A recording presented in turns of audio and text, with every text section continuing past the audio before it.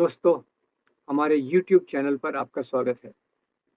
जैसे हम सभी जानते हैं, अभी-अभी सीए कानून, जो सिटीज़नशिप अमेंडमेंट एक्ट, जो करीब 4 साल पहले लोकसभा में पारित किया गया था, उसके नियम अभी बने हैं और इस नियम के बनने का समय बड़ा एक रोचक है।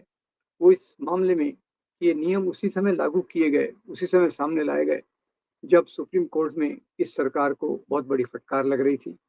जब इलेक्टोरल बॉन्ड के मुद्दे पर सरकार को काफ़ी झुकना पड़ा, एसबीआई को डेटा देना पड़ा और देश में काफ़ी इसके बारे में चर्चा हो रही थी। उसी के साथ इन्होंने इसके नियम लागू किए। दूसरा, अभी आम चुनाव आने वाले हैं, ये उसको भी मद्देनज़र में रखे गए होंगे। जैसा हम जानते हैं, ये सीएए जो कानून है, इसमें हमारे पड़ोस के 3 देशों के जो वहाँ के प्रताड़ित हिंदू, बौद्ध, जैन, क्रिश्चियन, इनको यहाँ नागरिकता देने का प्रावधान है। पहली बात ये है कि इसमें मुसलमानों को इसमें से बाहर रखा गया है और इसमें तर्क उनका ये है कि ये मुस्लिम देश है, मुस्लिम प्रधान देश है, अफ़गानिस्तान, पाकिस्तान और बांग्लादेश। तो इनसे आने वाले गैर मुसलमानों को नागरिकता दी जाएगी और वो 2014 से दी जाएगी। अब इसकी थोड़ी पृष्ठभूमि हम समझें तो पता चलेगा कि ये सीए के कानून तब लाए गए जब पहले असम में एनआरसी किया गया। असम में जब एनआरसी किया गया, उसके पहले एक हो हल्ला था कि असम में करीब डेढ़ करोड़ मुस्लिम बांग्लादेशी घुसपैठिए हैं। उनको दीमक कहा गया और कहा गया कि ये हमारी व्यवस्था पर काफ़ी भारी पड़ रहे हैं, इसलिए इनको यहाँ से निकालने की ज़रूरत है। इसलिए एनआरसी का पूरा किया गया। पूरे असम में उस समय एक बहुत बड़ा हो हल्ला मच गया। लोगों को काफ़ी तकलीफ़ें हुई, आर्थिक और दूसरे प्रकार की। और इसके बाद जिनके पास सही कागज़ नहीं थे नागरिकता के, वो केवल 19 लाख लोग मिले। याद रखिए, 1.5 करोड़ बांग्लादेशियों का दावा था और जो निकले वो केवल 19 लाख लोग थे। इन 19 लाख लोगों में 13 लाख तो हिंदू निकले। अब समस्या ये आ गई कि इतने सारे अगर हिंदुओं के पास पेपर्स नहीं हैं, तो क्या किया जाए?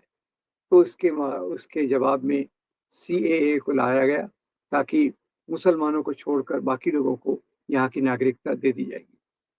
अब ये जो कानून है, ये हमारे संविधान के बहुत सारे नियमों का उल्लंघन करता है। ये पहला कानून है जिसमें धर्म को नागरिकता का अधिकार बनाया गया है। हमारे संविधान के आर्टिकल 14 में ये बात स्पष्ट लिखी है कि धर्म के आधार पर कोई भेदभाव नहीं होगा। तो ये कानून तो कहता ही यही है कि इसमें जो मुसलमान हैं, इन देशों से आए हुए, उनको नागरिकता नहीं दी जाएगी। अब दूसरी बात ये है कि पड़ोसी देशों में प्रताड़ित लोगों को नागरिकता देना, अपने देश में बसाना, ये एक अंतर्राष्ट्रीय नियम भी है और हमारे यहाँ भी पहले इस प्रकार का एक प्रावधान 1955 का था, पर उसमें धर्म का आधार नहीं था। ये धर्म का आधार पहली बार लाया जा रहा है और वो भी मुसलमानों को बाहर रखने के लिए।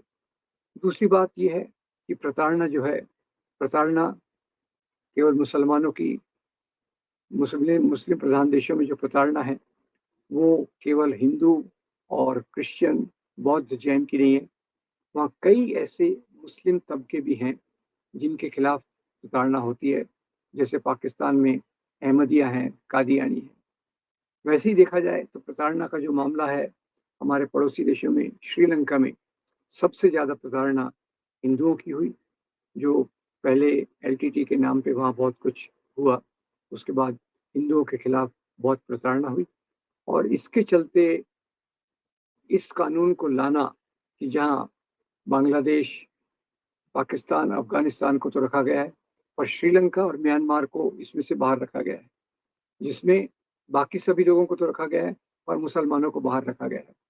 तो ये हमारे संविधान के नियमों के खिलाफ है और जो प्रचलित कानून थे, उसके भी खिलाफ है। अब इसका विरोध कई राज्यों ने किया है, जैसे कि तमिलनाडु, केरल और बंगाल। यहाँ के मुख्यमंत्रियों ने कहा कि हम सीएए को किसी प्रकार से लागू नहीं करेंगे। अब केंद्र और राज्य के संबंधों का ये मामला भी इसमें आ गया है।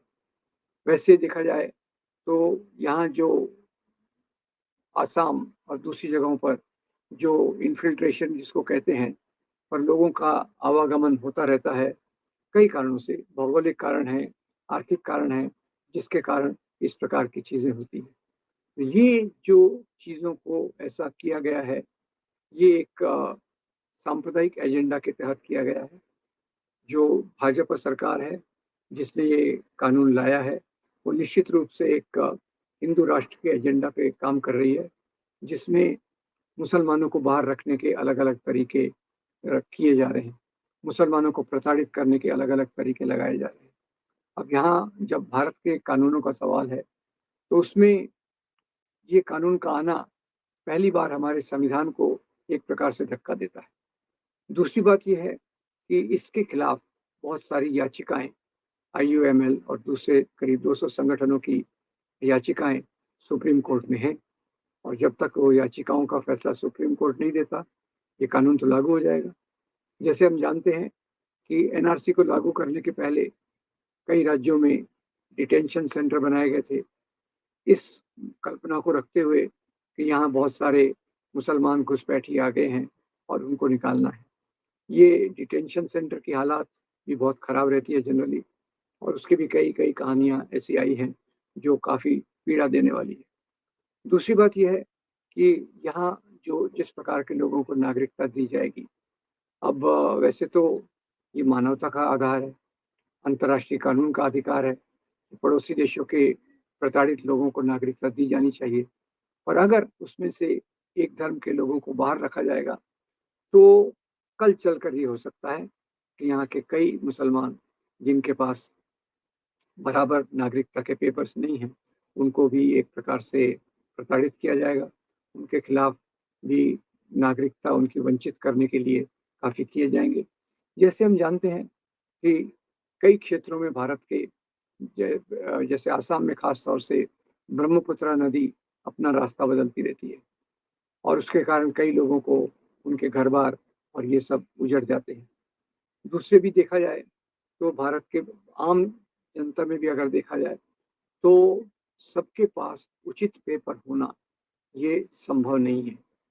ये संभव नहीं है क्योंकि लोग अपने जीवन से इतने त्रस्त हैं, बाकी समस्याओं से इतने त्रस्त हैं कि उसमें इस प्रकार के पेपर्स की फाइल को संभाल के रखना काफ़ी मुश्किल काम है। तो मुख्य रूप से हम ये कह सकते हैं कि ये कानून एक प्रकार से प्रतिशोध के लिए लाया गया है। ये कानून मुसलमानों को और प्रताड़ित करने के लिए लाया गया है।